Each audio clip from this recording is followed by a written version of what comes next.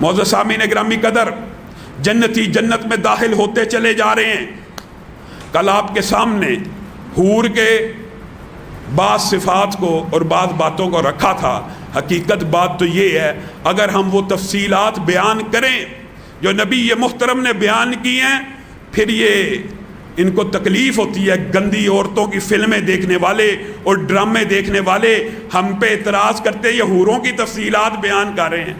صرف ایک حدیث انسان کے ہوش کو ٹھکانے لگا دے۔ نبی محترم صلی اللہ علیہ وسلم نے کہا جب بندہ جنت میں داخل ہوگا اس کو یہ بشارت دے دی جائے گی، اب یہاں پہ تجھے کبھی کوئی بیماری نہیں آنی، کبھی کچھ بولو براز کی حاجت محسوس نہیں ہونی، بلکہ کیا ہونا ہے؟ وَحَاجَّةُ أَحَدِهِمْ جُشَاءٌ وَرَشْحٌ كَرَشْحِ الْمِسْكِ۔ کیا مطلب؟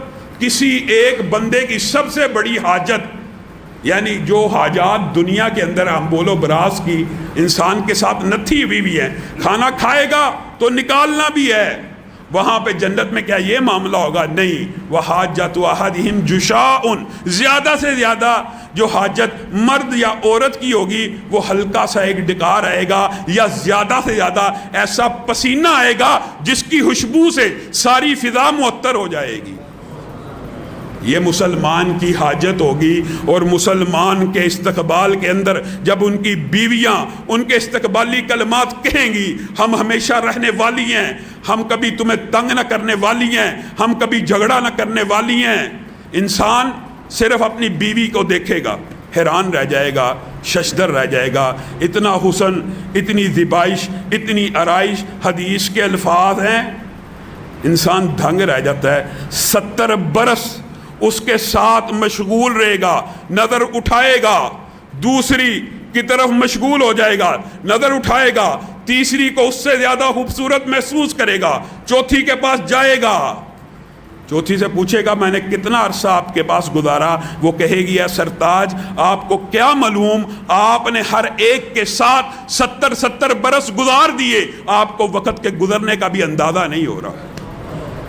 نبی کریم صلی اللہ علیہ وسلم نے مردوں کے لیے اگر یہ بات کی ہے تو بعض عورتوں کو یہ سوال پیدا ہوتا ہے ہمارے لیے کیا ہے؟ اے میری بہنوں بیٹیوں، نبی کریم صلی اللہ علیہ وسلم کی حدیث آپ کے دلوں کے اوپر مرہم رکھنے کے لیے کافی نہیں ہے کہ آپ کے لیے جنت میں جو حامن ہوں گے ان میں سے ہر ایک کی صفت نبی کریم صلی اللہ علیہ وسلم نے بیان کر دی۔ اس کا قد آدم جیسا ہوگا، اس کا حسن یوسف جیسا ہوگا، اور اس کے اخلاق محمدیہ صلی اللہ علیہ وسلم جیسے ہوگا۔ بتائیے کیا چاہیے؟ خوبصورتی بھی مل گئی، حسن بھی مل گیا، جوانی بھی مل گئی، طاقت بھی مل گئی، اور سب سے بڑی بات کیا ہوتی ہے؟ اخلاق۔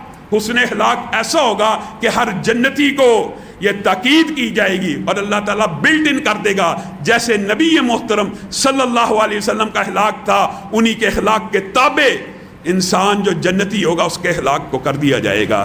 ہر جنتی کی عمر 30 سے 33 برس کی ہوگی، لیکن جوانی ایسی ہوگی کہ داڑھی کا ایک بال بھی نہیں آیا ہوگا۔